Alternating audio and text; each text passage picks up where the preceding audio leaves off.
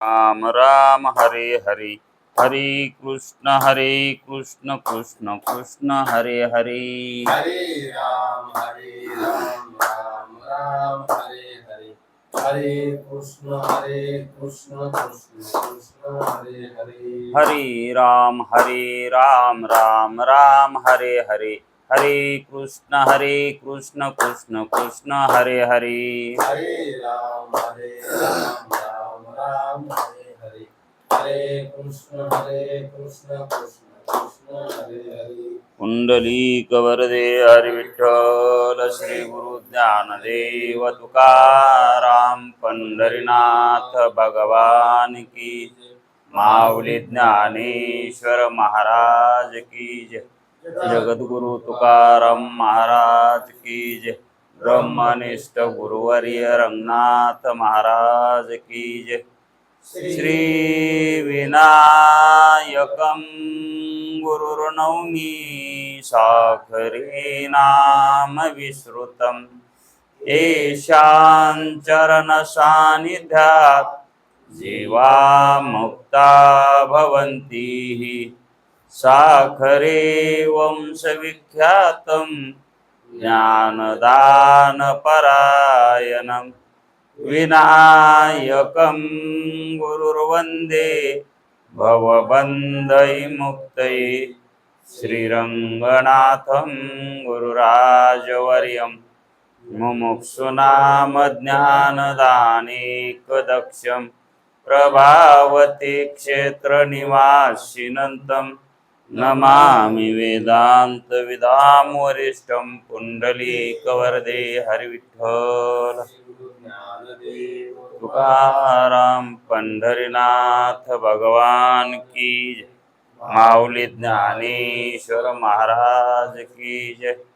जो आनंद सत्य प्रकाश, विभो आणि आधार नाम रूपास, बुद्धी न जाणे आणि जाणे ही त्यास, तो अपार शुद्ध परमात्मा मीची आशे।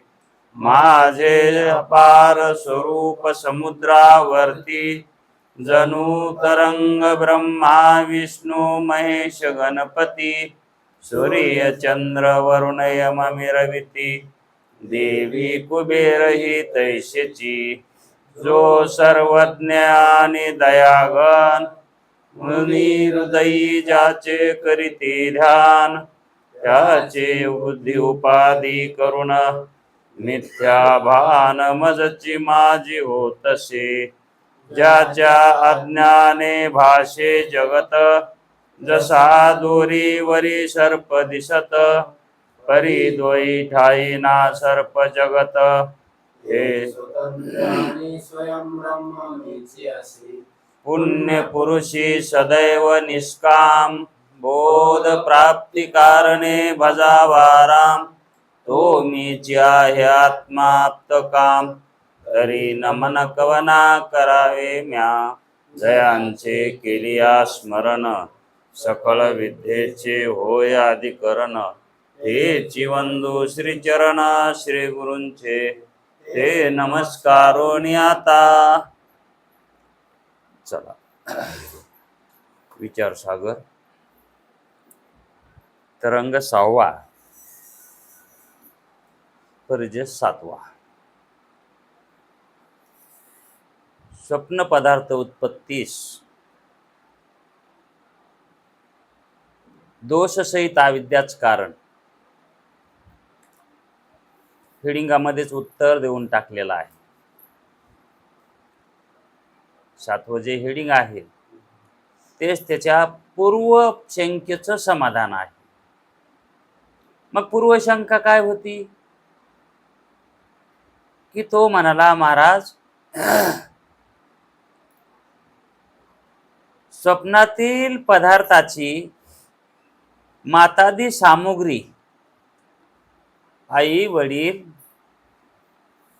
ही त्याच्या जन्माची जी सामुग्री आहे, जन्माची सामुग्री, ही तर प्रतीतीत होते ना। आई वडील दिसतात ना तिथं, त्या मुलाला आई वडील असतात ना स्वप्नात. मग आई वडिला वाचून तो मुलगा कसा उत्पन्न होईल? आई वडील प्रत्यक्ष दिसतात ना. आणि तुम्ही म्हणता की कार्यकारण भाव नाही. कुठे? स्वप्न अवस्थामध्ये, प्रातिभाषिक सत्तेमध्ये कार्यकारण भाव घडत नाही. कार्याला काहीतरी कारण असल्याशिवाय कार्य उत्पन्न होतच नाही. कारण वाचून कार्य कशी उत्पन्न होतील? आणि मग त्या ठिकाणी जे पुत्र कार्यरूपाने आपणाला दिसायला आहे त्याचं कारण आहे ना तिथं. त्याला आई वडील आहेत की. मग तो म्हणतो महाराज असं काही बी बोलू नका, कारण सगळ्याला अनुभव आहे. आई वडील स्वप्नात असतातच, आहे का नाही? म्हणजेच देश काल हे त्या ठिकाणी कारणता प्रतीतीला येते. मग कारणता प्रतीतीला येत असताना कारणता नाही म्हणणं हे तुमचं सहसाचं बोलणं आहे. साहस करणं बोलण्याला म्हणजे बळच बोलणं आहे. कारण आम्हाला तर अनुभव आहे, स्वप्नामध्ये मुलाला आई वडील असतात, प्रतीतीला होतात. त्यावेळेस गुरुजी म्हणले हो होतात, नाही म्हणले नाही, होतात ना. तुझे म्हणायलाच ना होतात, आम्ही म्हणतो होतात. प्रतीतीला येतय, आई वडील तिथं आहेत म्हणून प्रतीतीला येतय. मग प्रतीतीला यालय म्हणून काय सत्यच मानायचं का? प्रतीतीला यालय म्हणून सत्यच मानायचं का? मग ज्यावेळेस सर्प प्रतीतीला येतो, चांदी प्रतीतीला येते, घोड्यावर पुरुष प्रतीतीला येतो, त्यांना सत्यच मानायचं का? प्रतीतीला येत नाही का? मग स्वप्नामध्ये प्रतीतीला येत नाहीत का आई वडील? मग सत्यच मानायचं का? प्रतीती होते नाही असं नाही, प्रतीती होती प्रतीती. पण ती माता पिता प्रतीतीला येत असती, ती माता पिता त्या पुत्राच्या जन्माला कारण नाही, त्याच्या उत्पत्तीला कारण नाही. असते मायबाप दिसते पण त्याच्या उत्पत्तीला ते कारण नाही, हे तर मान्य करावं लागेल का नाही? मग हे मान्य असताना तरी पण अशी शंका का व्हावी? स्वप्नामध्ये माता पिता ही सामुग्री दिसत असताना तिथं माता पिता न मानणे, सामुग्री वाचून त्या ठिकाणी कार्य घडतंय हे मानणे, असं का मान्य होत नाही? कारणा वाचून कार्याची त्या ठिकाणी उत्पत्ती व्हायली हे का मान्य होत नाही?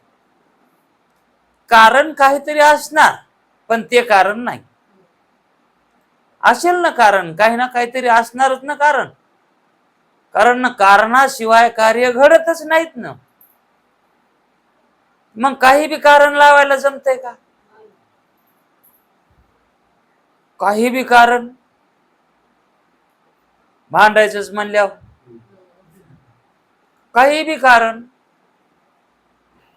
मग काही बी कारण लावायला जमतंय का? ते योग्य का सामुग्री ती? मग तसं माता पिता जरी सामुग्री दिसत असली तरी पण ती सामुग्री त्याच्या उत्पत्तीची नाही,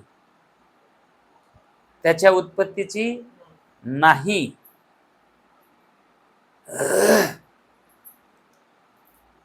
मग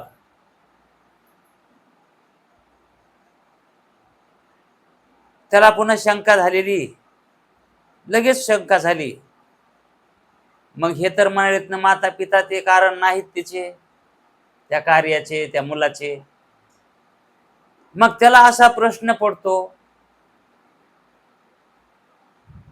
कारण उत्तर त्या ठिकाणी दिलेलं नाही, फक्त त्याचा समज हा गैरसमज आहे म्हणून सांगितलंय. तुला जो समज व्हालाय का, तो समज तुझा योग्य नाही. तुला वाटायलंय ना माता पिता त्या पुत्राचे कारण आहेत, आई वडील आहेत. आम्ही म्हणतो त्याचे ते आई वडील नाहीत, आणि तुला समज आहे ते आहेत म्हणून. ते आहेत असं जे त्याला वाटायलंय त्याचंच खंडन केलंय फक्त, की ते त्या कार्याला, पुत्राच्या उत्पत्तीला ते आई वडील त्या ठिकाणी कारण होऊ शकत नाही, इतकं त्याचं खंडन केलेलं आहे. मग त्याला वाटायलंय आपण जे मानित होतो त्याचं यांनी गुरुजीने खंडन केलंय, तर मग त्याचे कारण कोण? मग त्या पुत्राला कारण कोण उत्पत्तीला, असा प्रश्न शिल्लक राहतोच का नाही? मग लगेच गुरुजीला विचारतो, मग त्या माता पिता पुत्राच्या उत्पत्तीला, मग त्या माता पिता पुत्रांच्या उत्पत्तीला कारण तरी काय? मग आता इथं कसा प्रश्न केलाय तर केवळ त्या मुलाचाच नाही, पुत्राबद्दलच विचारलं नाही त्यानं. मग तुम्ही तर म्हणता ना ते माता पिता त्या पुत्राला कारण नाहीत, मग ह्या तिघाला बी कारण कोण आहे? माता पिता आणि पुत्र, मग यांच्या उत्पत्तीला कारण तरी कोण आहे? त्याला वाटलं कोणतरी सांगते दुसरंच, आहे का नाही? पण या ठिकाणी गुरुजी म्हणतात त्या माता पिता आणि पुत्राला कारण, हेडिंग कसं दिलंय पहा, स्वप्न पदार्थ उत्पत्तीस. स्वप्न पदार्थ, आता माता पिता पुत्र हे स्वप्न पदार्थ येत, आणि त्यांच्या उत्पत्तीस दोषासहित. अविद्या कशी सांगायली तर हा, दोषारहित नाही, दोषासहित, दोषानं युक्त अविद्याच कारण आहे त्यांच्या उत्पत्तीला. मग ती कशी कारण आहे ते सांगावं लागेल. नुसतं इथं सांगायचं नाही, पटवून द्यायचंय, हे का नाही? नुसतं हेडिंग सांगितलं तरी कळालं माया कारण आहे स्वप्नातल्या पदार्थाला, पण कशी कारण आहे ती कळणं, आहे का नाही? म्हणून गुरुजींनी निद्रा दोषासहित अविद्याच कारण आहे म्हणून सांगितलं. दोषासहित अविद्या, मग कोणचा दोष? तर निद्रा हा दोष. कशावरून? कारण निद्रा आल्याशिवाय स्वप्न, आहे का नाही? आणि निद्रा गेल्याशिवाय जागृती येतच नाही.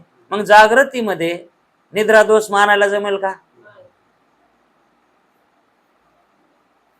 हा, अविद्या मानावी लागेल कारण, है का नाही? अविद्या मानावी लागेल जागृत पदार्थाला, पण दोषासहित मानाव का दोष रहित मानाव? मग जागृत पदार्थाला अविद्या कारण आहे, स्वप्न पदार्थाला अविद्या कारण आहे, आणि जागृत पदार्थालाही. आणि स्वप्न पदार्थाला नुसती अविद्या कुठे? दोषासहित आहे का नाही? म्हणून तिथं झालं दोषासहित. मग कोणता दोष? तर निद्रा हा दोष. मग तो दोष आहे, निद्रा हा काय आहे? दोष आहे. आणि तो दोष असल्यावरच निद्रा, त्यालाच निद्रा म्हणतात, आणि त्या निद्रेतच स्वप्न अवस्था आहे का नाही? म्हणजे निद्रा आली तरच स्वप्न अवस्था, निद्रा नाही आली तर स्वप्न नाही. मग स्वप्न नाही, निद्रा नाही आली तर स्वप्न नाही, तर मग काय? जागृता. हो, झोप नाही आली तर जाग्रता. मग त्या जागृत पदार्थाला कारण कोण? अविद्या. अविद्याच. आणि स्वप्नाला आहे कारण अविद्या. पण ती. दोषसहित. आणि मग जागृतीला कोणची अविद्या कारण आहे? अविद्याच. दोषरहित अविद्या. एक दोषासहित अविद्या आहे आणि एक दोष रहित अविद्या आहे का नाही? मग हे जे आपल्याला जगतामध्ये देह दिसायलेले आहेत हे कशाचे कार्य आहेत? अविद्येचेच कार्य. है का नाही? मग दोषासहित अविद्या हे कोण्या जीवाला कारण आहे? स्वप्नामध्ये. दोषासहित अविद्या ही कोण्या जीवाला कारण आहे? आणि दोषरहित अविद्या ही कोण्या देहाला कारण आहे? हा, देहाला ना. ही स्थूल देहाला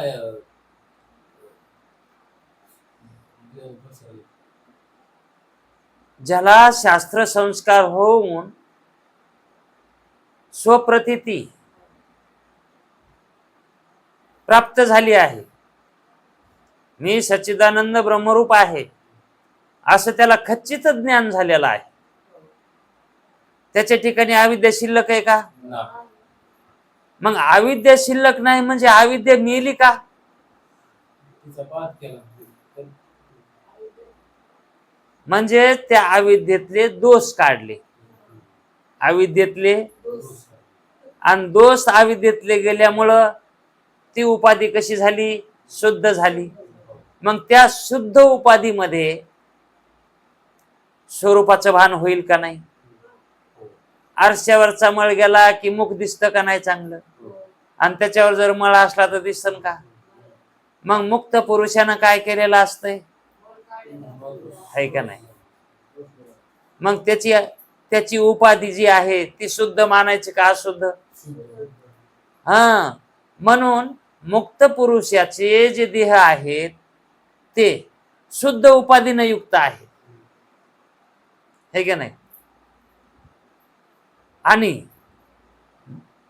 मलिन अविद्या ही कोण्या देहाची? मग मलिन दोषासहित अविद्या हा संसारिक बद्ध जीवाची, त्या देहाची. का म्हणून? तर त्याला ते कोण आहे ते कळत नाही, देव कोण आहे ते कळत नाही, देह कोण आहे ते कळत नाही. देह कळत नाही, मी कळत नाही आणि देव कळत नाही. हे कळत नाही, मी कळत नाही आणि ते कळत नाही. हे म्हणजे जगत, हे कळत नाही. मी म्हणजे स्वतः जीव हा कोण आहे ते कळत नाही आणि ते ईश्वर कोण आहे ते कळत नाही. मग कळत आहे तरी काय? अहो कळत नाही हे सुद्धा कळत नाही. काय कळत आहे म्हणून सांगा. म्हणून तर ती अविद्या त्या देहात, तो देह दोषयुक्त अविद्यानं आहे,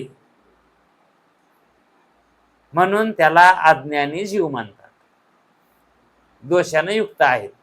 आता हे झालं आपल्याला दोषाने युक्त अविद्या आणि निर्दोषाने युक्त अविद्या. अविद्येमध्ये दोष असणं आणि अविद्येमध्ये दोष नसणं, है का नाही? दोष असणं म्हणजे दूषित आणि दोष नसणं म्हणजे शुद्ध, है का नाही? मग हे दोष कोण आहेत? अविद्या दोष आहे का? अविद्या उपाधी आहे, है का नाही? मग ही उपाधी दोषवान आहे का? ईश्वरालाही उपाधी आहे, मग उपाधी दोषवान आहे का? ईश्वर तर म्हणतो नाही. हा, उपाधी दोषवान नाही. कारण ज्या उपाधीमध्ये कार्य करण्याचे जे गुण लागतात, कार्य करण्यासाठी जे गुण लागतात, ज्याच्यामुळं कार्य होतात, ते गुण कोणते गुण आहेत? रजतमसत्व आहे ज्याच्या अंगी, हे तर जगी गुणी वाया गेले. ह्या जगामध्ये वाया कोण गेलेत? ह्या गुणामुळं, ह्या गुणामुळं वाया गेलेत. नाहीतर उपाधीनं वाया जात नाही मनुष्य. संत उपाधी घेऊन येत नाहीत का? त्याला उपाधी नाही, अविद्या उपाधी आहे ना त्याला. मग दोषासहित आहे का निर्दोष आहे? निर्दोष. रजतम सत्व त्यांच्या ठिकाणी नाहीत ना, है का नाही? मग कार्य कसे व्हायलेत? आता कार्याला कारण काय? गुण आहेत. हो. गुणावरून प्रकृती कार्य करते, है का नाही? गुन्हा असतात पण ते अंकित असतात. गुन्हा असतात पण ते कसे येत? अंकित येत.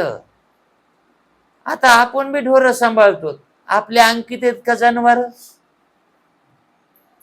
कडी कोट धुऱ्या बांधुऱ्याला असं उभं राहावं लागतंय कडीला धानाच्या, है का नाही? राखणं म्हणजे त्याला संघ कमून असतं. जनावरांच्या माग, ढोराच्या माग कशाला? गुरकी कशासाठी आहे? राखण्यासाठी त्याला. कारण ते कसे लाचार आहेत. तसे संसारिक जीव जे आहेत का, त्याच्या ठिकाणी जे गुण आहेत का, ते तसे लाचार आहेत.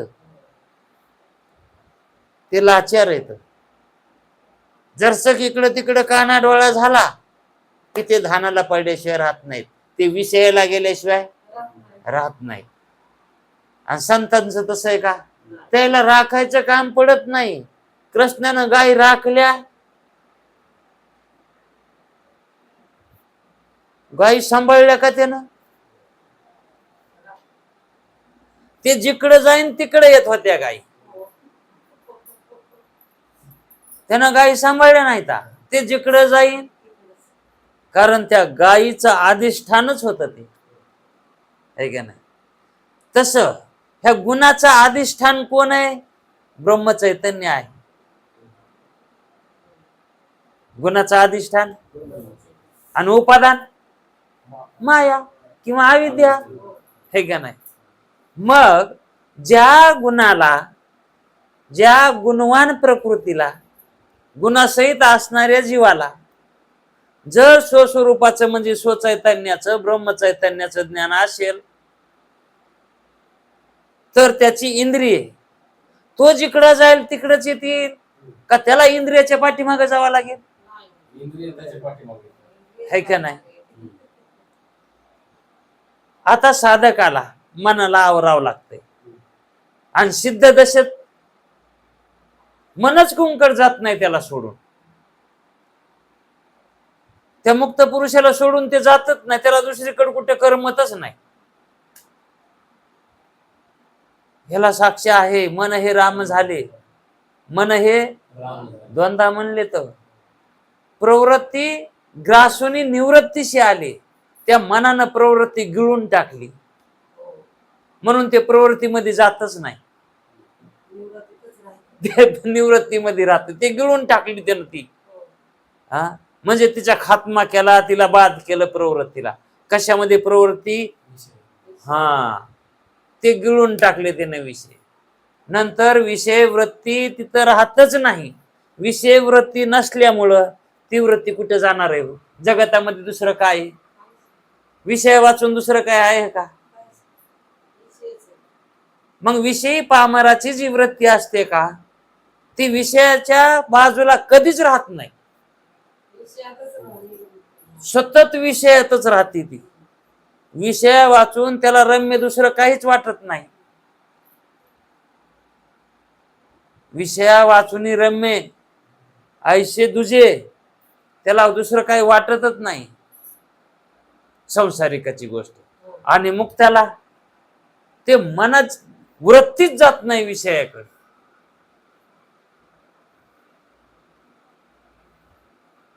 विषय रूपी भुलले जीव. कोणते जीव? जीव मुक्त म्हणलेत का?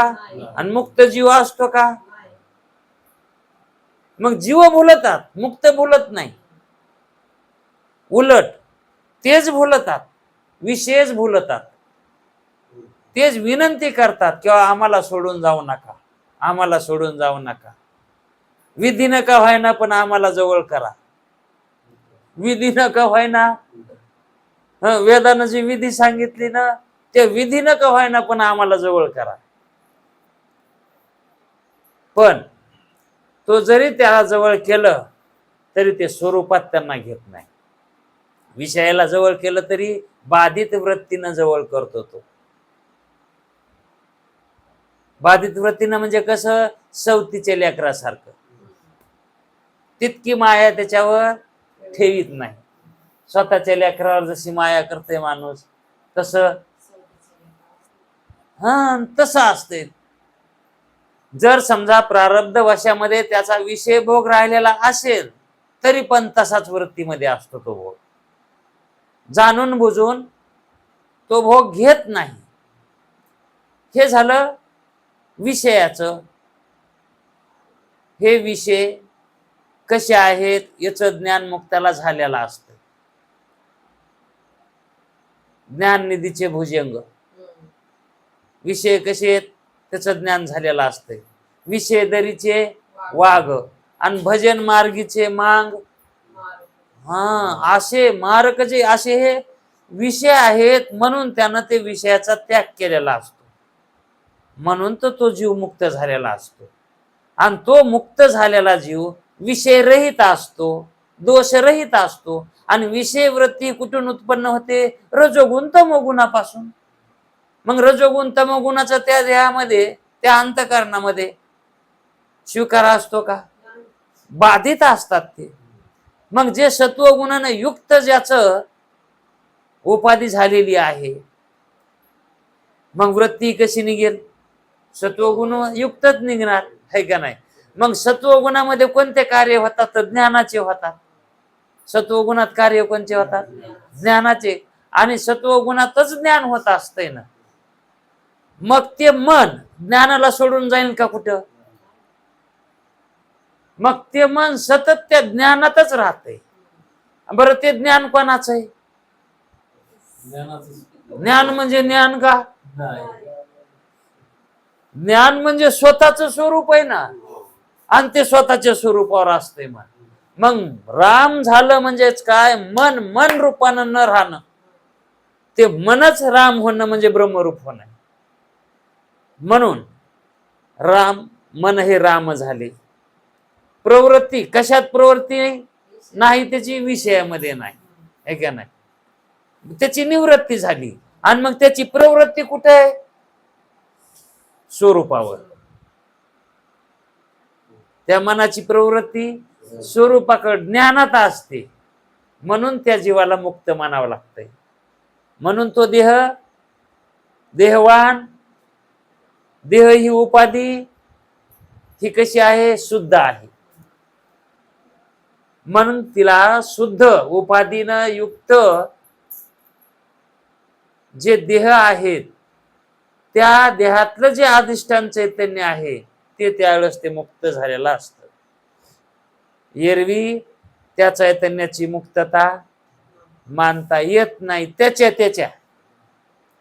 आणि जर वेदांताच्या दृष्टीनं जर बघितलं, ते किती विषयात बरबटलेला असला तरी ते चैतन्य ब्रह्मरूपच आहे. पण त्याला माहित नाही. हे कोणाच्या दृष्टीने? वेदांताच्या दृष्टीने ते ब्रह्मरूपच आहे. दुसरं तिसरं कोणीच नाही. फक्त त्याला माहित नाही. मी चुकलो म्हणून हे त्याला माहित नाही. पण वेदांत शहाणा आहे, वेद शहाणा आहे, त्याला कळत आहे की ते ब्रह्मरूपच आहे, पण त्याला कळा नाही मी कोण आहे. तर म्हणून संत म्हणतात, आहे मी कोण करावा विचार. इथंच चुकाभूल झालेली आहे. मी कोण हेच माहित नाही. आणि परमार्थ करायचा म्हणजे मी कोण आहे याचाच विचार करायचा, याला म्हणायचा परमार्थ. आणि तसा विचार करून उपाधी काय होते? गुणातीत होते. उपाधी काय होती? आणि गुणातीत उपाधी असणारी ती ब्रह्मरूपच आहे. जी उपाधी गुणातीत आहे म्हणजे तिच्यात गुणच नाही राहिली, मग ती उपाधी कधी झाली? कशी झाली? शुद्ध झाली का नाही? मग शुद्ध ज्याचा भाव झाला है का नाही? म्हणून आणखी एक प्रमाण आहे. गुण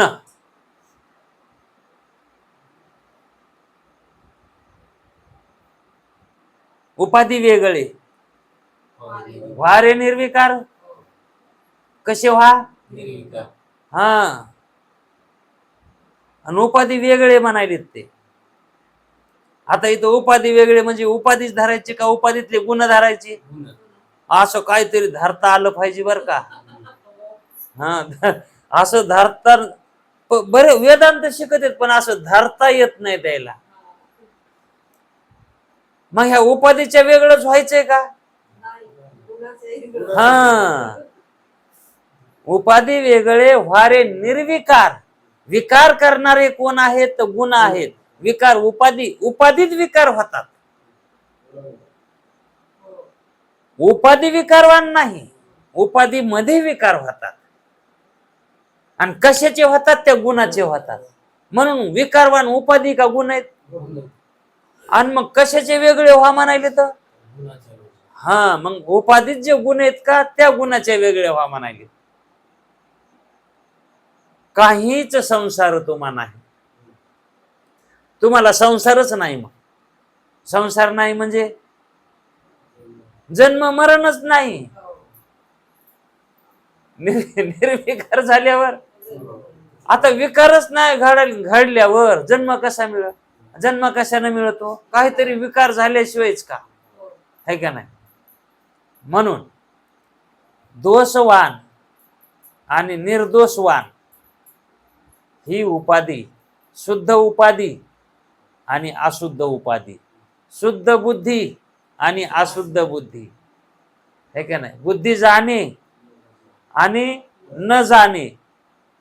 आता मग कोणची जाणे आणि कोणती न जाणे? शुद्ध बुद्धी झाली. हा. शुद्ध बुद्धी जाणे आणि अशुद्ध बुद्धी न जाणे. मग अशुद्ध बुद्धी म्हणजे कोणती बुद्धी? ही गुणासहित बुद्धी, है का नाही? म्हणून गुणाचा त्याग सांगितला आहे. मग ते गुण कसे आहेत? वास्तविक सत्य आहेत का? त्याची उत्पत्ती झाली म्हणले ते कल्पितच आहेत ना. आणि ते निवृत्त होतेत म्हणजे कल्पितच आहेत. निवृत्त कोणता पदार्थ होतो? है का नाही? सत्य पदार्थाची निवृत्ती होते का? आता ब्रह्माची निवृत्ती करता येईल का?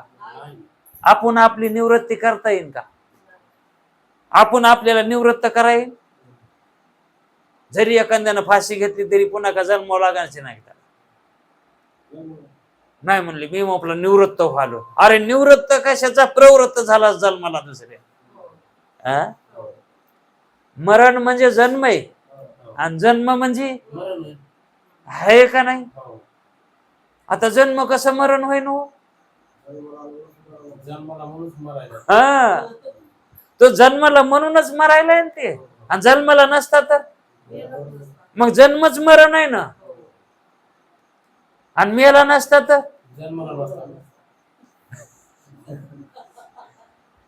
मग आता जन्मायचं नाही का मरायचं नाही? मारायचं ना का मरण मारायचं जन्मायचं नाही. हा. काय नाही आता आपल्याला जन्मायचं नाही का मरायचं नाही? आता इथवर आले इथं कळायला पाहिजे. आता जन्म तर झालायच की. आणि मग आता काय? आणि मग तेच हो. पण शासंक झाले ना लोक दुसरे. जन्म मारायचा आहे का मरण मारायचंय? आपल्याकडे जन्म मारायची विद्या आहे का मरण मारायची विद्या आहे? जन्म मारायची विद्या नाही, मरण मारी विद्या आहे आपल्याकडं. संत केले आमर. संत काय करतात? आमर करतात.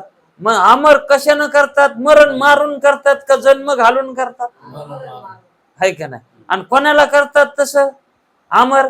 जन्माला आलेला करतात का जन्माला न आलेला? आलेल्यालाच करतात ना. मग त्याला जन्म झालेल्यालाच बोध आहे ना. बोध कोणाला आहे? जीव झालेल्यालाच. तुम्ही जन्माला आलात म्हणजे जीवच आहेत. जीवच झालात तुम्ही म्हणून जन्माला आलात. दोषवान आहेत म्हणूनच जन्माला आलात. दोषवान आहेत म्हणूनच वाऱ्या करायला. हा. वाऱ्या जन्म मरणाच्या वाऱ्या दोष. हा. आणि पंढरपूरच्या वाऱ्या दोषवान आहे म्हणून का निर्दोषवान म्हणून? दोषवान म्हणून नाही ओघा नाही ना त्याला, काय आता पंढरपूरला जायचं कशाला? दोष काढायला का दोष वाढवायला? दोष काढण्यासाठी. मग दोष आहे तेव्हा चाललीत का नाही? मग जाणारे कोण आहेत? जन्माला येणारे. हा, म्हणून दोष निवृत्तीचा परमार्थ असावा. परमार्थ कसा पाहिजे? मग जाणारे दोष काढण्यासाठी चाललेत का? बघा ना, काही संबंध आहे का? बघा ना, चाललेत तर खरी, पण उद्देश निराळा आहे. उद्देश निराळा आहे, हेतू निराळा आहे. माझ्या लेकाच्या लेकाला लेकरू होऊ दे, उद्देश हा. परमार्थाचा उद्देश वेगळाच आहे आणि यांचा वाऱ्या करण्याचा उद्देश वेगळाच.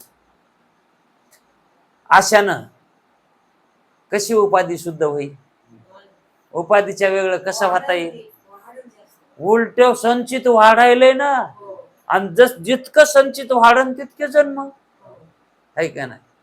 अहो ह्या संचिताना काय आधीच कितीतरी असं संचितन. हा, म्हणून दोष सहित अविद्याच त्या स्वप्नातल्या पुत्राला, त्या पुत्राच्या आईला आणि त्या पुत्राच्या बापाला, त्या तिघाला बी कारण कोण आहे? दोषसहित अविद्या आहे का नाही? म्हणून वस्तूची जी प्रतीती येते ती अविद्याने येते. वस्तूची प्रतीती अविद्याने येते. मग ती प्रतीती जागृतीतली असो की स्वप्नातली. प्रतीती म्हणलं की प्रतीतीच दिसणं. हा, जागृतीमध्येही दिसत आहे आणि स्वप्नामध्येही दिसत आहे, है का नाही? मग दिसण्यामध्ये जे दिसायलंय, दिसण्यामध्ये जे प्रतीतीला आलंय ते पदार्थ, ते कशाचे कार्य आहेत? ते अविद्येचे कार्य आहेत. आपल्याला हे जगत जे दिसायले ना, हे अविद्येचं कार्य आहे. हे जगत अविद्येचं कार्य आहे. आणि स्वप्नातलं ही जगत अविद्याचंच कार्य आहे का ना? मग हे जे कार्य आहे, कार्य जे व्हायले, तर या कार्याला दोन कारण असतात. एका कारणानं उत्पत्ती होत नाही. एका स्त्रीपासून ही मुलाची उत्पत्ती होत नाही आणि एका पुरुषापासून बी. दोन व्हायचे असतील तर 2 1 लागतात. दोन व्हायचे म्हणल्यावर 2 1 लागतील ना. 2 1 बरोबर 2, 2 1 बरोबर. हा, अंशाला नाही समजलं ते म्हणेल 3. 2 2 1 जे आहे ते 2 आहेत, है का नाही? आणि ते 2 हा, कारण किती झाले ते? हा, त्याच्यामध्ये एक उपादान कारण आणि एक निमित्त कारण आहे का नाही? एकापासून होतंय का काही? आहे का नाही? म्हणून उपादान कारण असणार हे अविद्या आहे आणि निमित्त कारण असणार ब्रह्मचैतन्य आहे. मग अशी अविद्याच त्या पदार्थास माता पिता व पुत्रांना उत्पन्न करते. आता उत्पन्न करणारं कोण आहे? अविद्या आहे. पण ते उपादान कारण म्हणून समजायचं. इथं कारण म्हणून जे सांगितलं आहे, अविद्याच त्या पदार्थात माता पिता व पुत्रांना उत्पन्न करते. उत्पन्न करते म्हणजेच कारण झाली, है का नाही? तिच्यापासूनच उत्पन्न होतात. बरं, आता उत्पन्न ती एकटी करते का? नाही. नाही. प्रातिभाषिक पदार्थ उत्पत्तीस दोषासहित अविद्येशिवाय दुसरे कोणीही कारण नाही. प्रातिभाषिक पदार्थ उत्पत्तीला दोषासहित अविद्येशिवाय दुसरं कोणीच कारण नाही. ती दोषाने युक्त असणारी अविद्याच कारण आहे. मग आता चैतन्य कारणच नाही का? ते निमित्त कारण आहे. हा, पण उपादान कारण म्हणून ती एकटीच आहे, दुसरं कोणी नाही. दुसरा तिथं त्यावेळेस पदार्थच नाही ना, म्हणून अविद्येशिवाय दुसरं कोणी कारण नाही म्हणतात ते. दोष सहित अविद्येपासून जे उत्पन्न होते, दोष सहित अविद्येपासून जे उत्पन्न होते ते सुक्ती रजताप्रमाणे मिथ्या असते. कसं असते ते? दोषासहित जी अविद्या आहे तिच्यापासून जे उत्पन्न होतंय का, ते कसं असतंय ते उत्पन्न झालेलं? रज्जू सर्पाप्रमाणे. मग रज्जू सर्पाप्रमाणे पदार्थ कसा असतो तो? जो रज्जूवर उत्पन्न झालेला सर्प आहे तो कसा आहे? वास्तविक सत्य स्वरूप आहे का त्याचं? प्रतीती कालापुरतीच त्याला सत्ता आहे, आणि त्या सत्तेचंही नाव आहे प्रातिभाषिक सत्ता. आणि ती सत्ता आहे सतासताहून विलक्षण, वेगळी, म्हणून तिला अनिर्वचनीय म्हणायचं. म्हणून ते मिथ्या आहे, म्हणून ते. मग स्वप्न पदार्थ जसे मिथ्या आहेत, सुक्तीवर भासलेलं रजत आणि खोडावर भासलेला पुरुष हे जसे मिथ्या आहेत, प्रातिभाषिक सत्तेतले आहेत, तसं अविद्येपासून उत्पन्न झालेले पदार्थ दोषसहित अविद्येपासून ते तसेच असतात, काहीच फरक नाही म्हणतात ते. का म्हणून फरक नाही म्हणायले तर? कारण सर्पाची प्रतीती आपणाला येण्याला कारण काय आहे हे बघितलं का? ह्या कारणात त्या कारणामध्ये काय फरक आहे का? हा, सर्प प्रतीतीला ही कारण रज्जूपहित आणि त्याचे आश्रित असणारी ही उपादान कारण आहे. अविद्याचे उपादान कारण चाललंय आपलं, है का नाही? रज्जूपहित चैतन्याचे आश्रित असणारी जी अविद्या आहे का, ती अविद्या सर्पाला उत्पन्न करण्याला कारण आहे, दुसरं कोणी नाही. मग त्या सर्पाच्या ज्ञानाला अंतःकरणोपहित चैतन्याचे आश्रित असणारी अविद्या कारण आहे ज्ञानाला त्याच्या. कारण पाहणारा इकडे ना साक्षी, है का नाही? म्हणून दोषासहित जिथं दोष घडला का तिथंच उत्पत्ती होत असते, आणि दोष जर नाही घडला तर उत्पत्ती. ब्रह्म चैतन्य निर्दोष आहे, निर्लेप आहे, निर्विकार आहे, म्हणून तर ते त्याच्यात काही उत्पत्ती नाही. खडकावर जर पेरलं, खडकावर जर पेरणी केली, कितीचा उतारी? उगवतच नाही. तसं ब्रह्म आहे, ते निर्विकार असल्यामुळं तिथं काहीच उत्पन्न होत नाही. जिथं दोष आहेत का तिथं उत्पन्न होत असतंय. दोषात उत्पत्ती आहे आणि निर्दोषात. आणि हे डॉक्टर लोक म्हणते तर दोष आहे म्हणून संतती होत नाही. बघा ना किती उरपाट आहे. ज्ञानामध्ये आणि विज्ञानामध्ये किती फरक आहे. दोष जर असेल तर संतती होत नाही हे विज्ञान मानते, आणि जर निर्दोष अंतःकरण असेल तर त्या ठिकाणी संतती व्हायला काय हरकत नाही. तिथं तर होतच नाही. दोषात होती आणि हे डॉक्टर लोक काय म्हणतात, होत नाही. दोषात होत नाही. हा हा दोष आहे, तो दोष आहे. मग दोषात तर घडायला पाहिजे ना, दोषात घडायला पाहिजे. पण ते काय दाखवितात, ते असं म्हणतात की आमचं असं मत आहे. पण त्याचं मत ही कोणीतरी खंडित करणार ज्ञान आहे. कोणीतरी ज्ञान म्हणजे कोणतं ज्ञान, तर ब्रह्मज्ञान. त्यांच्या मताचं खंडन करत. जे वैज्ञानिक बुद्धी आहे का, ती वैज्ञानिक बुद्धीचं सुद्धा खंडन होतंय. विज्ञानाचं खंडनच आहे. हे प्रतीला जे यायले ते काय आहे, सगळं हे विज्ञानच आहे ना हे. आणि मग शास्त्रानं काय खंडित केलंय, यालाच खंडित केलंय ना. आणि मग डॉक्टर जे काय सांगन त्याचं काय खरंच असतंय काय?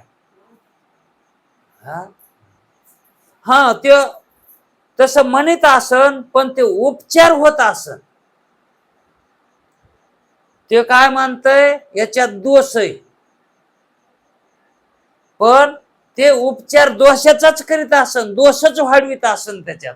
ते औषध जे असतात का, ते दोष वाढवायचे असतील, निर्दोष करायचे नसतील. ते औषध निर्दोष झाले तर ते ब्रह्मरूप होईल किंवा मग तर ते म्हणे मला लेकरू नका, ते म्हणे मला आता मला गरज नाही, कारण दोषच राहिला नाही, गुणच राहिले नाहीत ना त्याच्यात. हा त्याच्यात तो गुण वाढवितो त्याच्यामध्ये तो. आणि आपल्या शास्त्रामध्ये गुणाला काय म्हणलंय, दोष. हे गुण गुण आहेत का, हे दोष आहेत. आणि ते त्याला गुण मानतेत. गुणाला ते काय मानतेत, आणि दोषाला अशी उरपाटी जाते नाही जगाची. कुठे कुठे सरळ बोलते ती, आणि आपण सरळ बोलायला गेले म्हणते हे उरपट बोलत येतो. आपल्यालाच म्हणते किती समजून सांगितलं तर समजत नाही. की एक बोंब आहे का तिथं, समजून सांगा तुम्ही, समजत नाही. आणि स्वतःच म्हणजे स्वतः कळत नाही, दुसऱ्याचं कसं जाईन गुण. म्हणून सुक्ती रजताप्रमाणे जे पदार्थ आहेत का, सुक्ती रजताप्रमाणे म्हणजेच हे प्रातिभाषिक सत्यातले पदार्थ. रज्जूवर भासलेला सर्प आहे का नाही, मृगजळ, यांच्यासारखे पदार्थ दोषसहित अविद्येने उत्पन्न होतात, म्हणजे दोषानं उत्पन्न होतात. म्हणून हे जे जगत उत्पन्न होणं आहे, हा दोषच आहे. आणि गुण म्हणलं तरी दोषच आहे. कोणी म्हणेल नाही हो गुण आहे, अरे गुण हा दोषच आहे ना. अविद्येतले त्रिगुण हे दोष आहेत. म्हणून स्वप्न पदार्थ सत्य नाहीत, दोषासहित आहेत. म्हणून दोषानं उत्पन्न केलेले आहेत, म्हणून दोषापासून झालेले आहेत, म्हणून ते पदार्थ कसे आहेत, सत्य नाहीत. आणि दोषातून उत्पन्न झालेलं खरं असतंय, दोषात उत्पन्न झालेलं, दोषानं उत्पन्न झालेलं आहे का नाही. म्हणून मिथ्या, त्याला काय म्हणायचं, मिथ्या म्हणायचं. स्वप्नस्थ पदार्थाचे, आता स्वप्नस्थ पदार्थ हे मिथ्या पदार्थ, याचं उपादान काय आहे, दोषासहित अविद्या आहे का नाही. आता आपल्याला कळालं अविद्या आहे म्हणून. आणि अविद्या म्हणजे काय, अविद्येचं कार्य काय, हा अविद्येनं काय उत्पन्न केलंय, हे देह, हे देहालाच अंतःकरण म्हणतात. हे अंतःकरणाच पासून सगळी याला काय म्हणते, ती पासोडी, याला म्हणतात अंतःकरण. सगळ्या शरीरालाच अंतःकरण म्हणतात. आणि हे अंतःकरण जे आहे, हे कार्य आहे का कारण आहे, कार्य आहे का नाही. मग ह्या कार्याला कारण काय, अविद्याच आहे ना. मग अविद्या कारण आहे का कार्य कारण आहे, कशाला, उत्पत्तीला. कार्य कारण होईल का, नाही, दोन्ही कार्याचे. हा कार्य कारण कसं होईल? हा, कारण कार्य होईल, पण कार्य कसं होईल बरं, है का नाही? म्हणून जे कार्य आहे ते कसं आहे? कारण रूपच आहे. कार्य जे आहे, कार्याचा आणि कारणाचा वेदांत शास्त्रामध्ये अभेद मानलेला आहे का नाही? मग अविद्या काय ना अंतकरण काय? अंतकरण तरी कशानं झालंय? अविद्यापासूनच झालं. मग ती अविद्याच आहे की हे जे कार्य आहे ते काय आहे का नाही? मग हे प्रतीला दिसतंय ते काय आहे? काय म्हणतात? अहो हे मायावी जगत आहे. हे जगत कसं आहे? मायावी. मग ही मायाच आहे ना. हा, जगत म्हणजे हे काय आहे? मग काय दिसत आहे जगतामध्ये आपल्याला? ह्या प्रकृतीत दिसतात, देह दिसतात ना. चैतन्य दिसत आहे का? हो, तिथं गुप्त आहे ना. म्हणजे मग दिसत आहे ते जगात काय दिसत आहे? हे 3 गुणाचा बाजार, त्यानं 3 गुणानं दोषानं केलेला बाजार आहे. म्हणून हे मायेचं जगत म्हणतात. ह्या जगामध्ये आपलं कोणी नाही. मायाचा बाजार, जगामध्ये आपलं कोणी नाही. म्हणजे हा जो आपल्याला बाजार दिसायला आहे, हे कशाचा बाजार आहे? मायाचा बाजार आहे. मायाचा बाजार खरा असतो का? मग हे अविद्येतला बाजार आहे. मग हा बाजार कसा आहे? रज्जूवर उत्पन्न झालेल्या सर्पासारखा. हे दिसायला कसं आहे? मग हे आपल्याला कवर दिसणार आहे? जोपर्यंत हे ज्याच्यावर दिसायलंय त्याचं ज्ञान होत नाही तोपर्यंत आपल्याला हे दिसणार. अधिष्ठानाचं ज्ञान झाल्याशिवाय, तसं स्वप्नाचं जे दिसणं आहे हे कधी जाईल? त्याच्या अधिष्ठानाचं ज्ञान झाल्याशिवाय जाणार नाही. हा येतो पुढे विषय. स्वप्नस्थ पदार्थाचे उपादान कारण अंतकरण किंवा साक्षात अविद्याच आहे.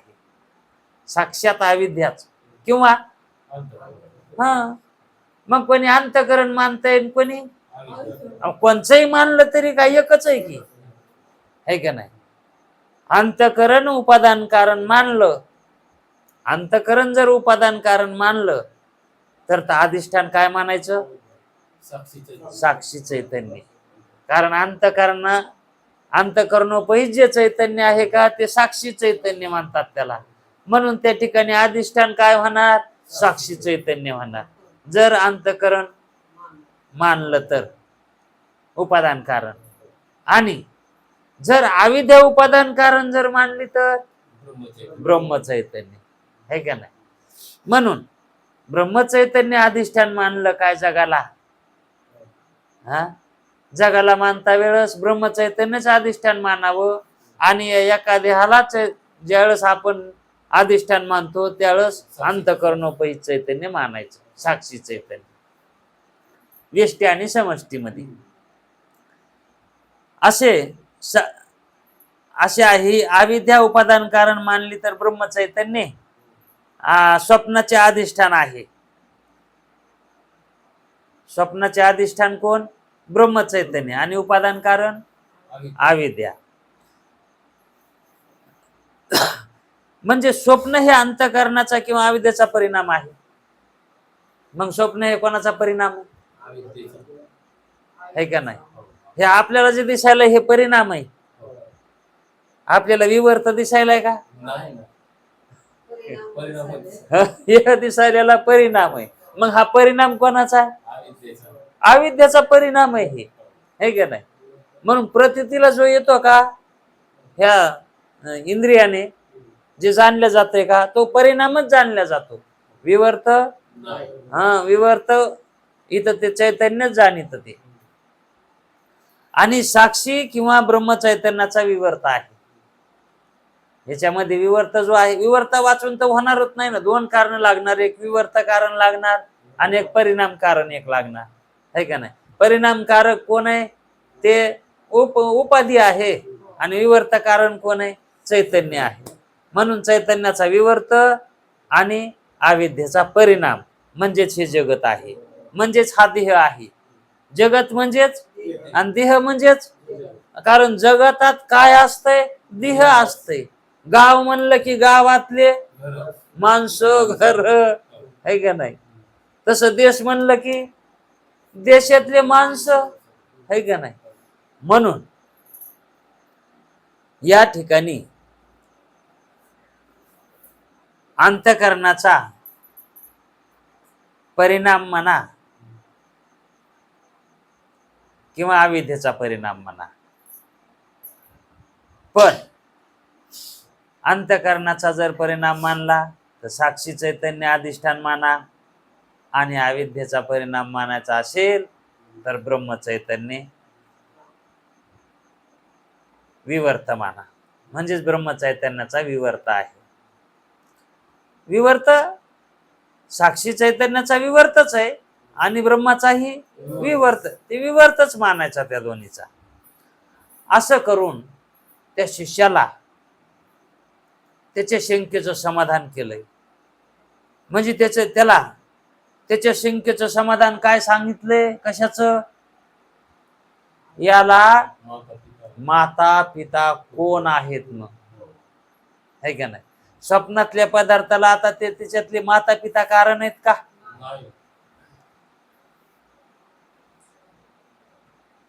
आणि जागृतीतल्याला आम्हाला खरं तर हे तर सांगायचंय ना, अगोदर ते पटवावं लागेल तेव्हा हे पटन ना. इथं सुद्धा काय अविद्याच कारण आहे, अविद्येचाच परिणाम आहे हा. म्हणजेच त्याची माय बी तीच आहे, बाप ब्रह्म चैतन्य आहे. माय अविद्या आहे आणि बाप सगळ्याचाच आहे का एकट्याचा? कोणाचा? मग एकाची सगळी संतान आहेत नाही, मग तुम्हाला भेद कुठे वाटतो? मग भेद नाही सर्वात म्हणा, तुझं मज कुठेच भेद नाही ना. सगळ्या प्रकृत्या पंचमहाभूताच्या आहेत आणि पंचमहाभूत अविद्येचे येत. हा, मग सगळ्याचे देह कशाचे झाले? सगळ्याचे देह है का नाही? मग एकच झाले ना देह सगळ्याचे, आणि त्या देहामध्ये असणार साक्षी चैतन्य हा, मग चैतन्य बी एकच आहे आणि ही उपाधी बी, आणि मग सगळे एकच असतील ना. आता इथं भेद कुठं व्हालाय? यामध्ये फक्त उपाधिकृत भेद आहे. कोण्या उपाधिकृत? कारण उपाधी कशी आहे? परिच्छिन्न आहे, अखंड नाही ना. ही परिच्छिन्न आहे. म्हणजे कशी? चांदण्या जशा चांदण्या दिसतात आकाशामध्ये, तशी ही उपाधी अखंड नाही, तुटक आहे. तसे हे देह तुटक आहेत, है का नाही? आणि प्रत्येकाचे गुण कमी अधिक आहेत, आणि प्रत्येकाचे गुण कमी अधिक असल्यामुळे प्रत्येकाच्या बुद्ध्या वेगळ्या येतात, आणि प्रत्येकाच्या बुद्ध्या वेगळ्या झाल्या म्हणून त्या बुद्धीचे विषय वेगवेगळे आहेत, सगळ्यांचे निश्चय वेगवेगळे आहेत. म्हणून म्हणलेत माऊली की अनेक बुद्धीचे अनेक तरंग, अनेक बुद्ध्या झाल्या तयार, अंतकरण अनेक झाले ना. मग अनेक अंतकरण मानलेत ना. अंतकरण नाना आहेत, पण अंतकरण अधिष्ठान चैतन्य मात्र एकच आहे. ते चैतन्य एकच आहे. म्हणून म्हणलेत सर्व घटी, मग घट कितीही झालेले असू द्या, घट गाडगे किती बी बनवू द्या कुंभारानं, त्याच्यामध्ये आकाश एकच आहे. आणि गाडगे वेगवेगळे दिसतील, पण ते बी वेगळे नाहीत. ते गाडगे बी वेगळे कुठे येतं? एका मातीचेच आहेत ना, है का नाही? हा, फक्त त्याचे आकार कमी जास्त. लहान मोठ्या चांदण्या कशा दिसतात तसे हे आकार लहान मोठे आहेत. आणि तेही लहान मोठे आकार किंवा ते जे गुण मिळाले त्याला त्यांच्या पूर्वकर्मामुळं, त्याच्यामुळं त्यांच्या ठिकाणी भेद ज्ञान आहे. आणि त्या भेद ज्ञानामुळे त्यांच्या ठिकाणी अभेद होत नाही. भेद ज्ञानामुळं अज्ञान वाढ आहे आणि ते अज्ञान ज्ञानापर्यंत जाऊ देणं झाले. म्हणून अज्ञानाची निवृत्ती करा म्हणतात, अज्ञान घालवा म्हणतात. कोणचं अज्ञान आहे? स्वरूपाचं. तुम्ही कोण आहात त्या स्वरूपाचा अज्ञानाची निवृत्ती करा म्हणतात. आणि त्या अज्ञानाची निवृत्ती करणं म्हणजे परमार्थ आहे. अज्ञानाची निवृत्ती झाल्याशिवाय ज्ञान होणार नाही, है का नाही? आणि ज्ञान झाल्याशिवाय मी कोण हे कळणार नाही. आणि अज्ञानानं मी कोण हे कळत नाही. आणि ज्ञानानं कळल्या वाचून राहत नाही. म्हणून ज्ञानेश्वरी मध्ये ज्ञान सांगितलंय. त्याच्यासाठी ज्ञानेश्वरी ऐकावी लागते का वाचावी लागते? है का नाही? वाचावी म्हणजे ऐकावी का ऐकावी म्हणजे वाचावी? ज्ञानेश्वरी वाचावी. ज्ञानेश्वरी हा पुढं पुढं काय? डोळा पहावी पंढरी. पण आणखी एक आहे, वाचा ज्ञान होय अज्ञानाशी. हा त्याच्या आधीच काय? नाही नाही, त्याच्या अगोदरच बुड काय आहे त्याच? वाचावी ज्ञानेश्वरीच आहे ना, ज्ञान होय अज्ञानाशी. म्हणजे वाचावी ज्ञानेश्वरी, वाचावी पण अज्ञान निवृत्ती होण्यासारखी वाचावी ना. हा वाचून वाचलं पाहिजे ना. वाचून जर मरत असेल तर वाचली का? मग ती तिनं वाचविलच नाही. मग हा वाचला नाही, है का नाही? ती वाचवीत नाही का? मग वाचविण्यासारखं वाचलं नाही ना. वाचविण्यासारखं तो मरायलाय का? म्हणून वाचण्यासारखी वाचली नाही. तो ज्या अर्थी मरायलाय ना त्या अर्थी त्यानं वाचण्यासारखं वाचली नाही, है का नाही? मग कशी वाचावी लागते? ज्ञान होय अज्ञानाशी. अज्ञानपणा जायला पाहिजे, अज्ञानाला ज्ञान व्हायलाच पाहिजे अशी वाचावी लागते. मग वाचून कळत आहे का ऐकून कळत आहे? मग ऐकणं म्हणजेच वाचन आहे. हा वाचणं म्हणजेच ऐकणं आहे. वाचणं म्हणजे काय? मग वाचणं हे ऐकणं घडावं लागतंय. वाचणं म्हणजे हा मग तुम्ही वाचायलात का ऐकायलात? ऐकून वाचायलात. आता आपण वाचायलो कशामुळं? हा म्हणून ते म्हणतात ऐकून वाचा, वाचावी अशी वाचावी. आणि जर वाचत नसल तर त्या वाचविण्यात काय अर्थ आहे? वाचायचं असेल तर वाचावं, नसलं वाचायचं तर मग वाचू नका, है का नाही? म्हणून या ठिकाणी वेळ झालाय. शेवटी म्हणाले की जे ब्रह्मचैतन्याचा विवर्त कधी मानायचा आणि अंतःकरणोपही साक्षी चैतन्याचा विवर्त कधी मानायचा? अंतःकरण जर उपाधी मानली तर त्या ठिकाणी अंतःकरणोपही साक्षी चैतन्याचा विवर्त मानायचा. आणि अविद्या जर उपाधी मानली तर ब्रह्मचैतन्याचा विवर्त मानायचा. असं त्याला म्हणले. हे माय बाप आहेत खरे. कोणाचे? तर सगळ्याचेच, है का नाही? म्हणून स्वप्नात कोणी कोणाचं मायबाप नाही आणि जागृतीत कोणाचं तसं मानावंच लागन ना. आता हळूहळू तिकडं तेच जाणार आहेत.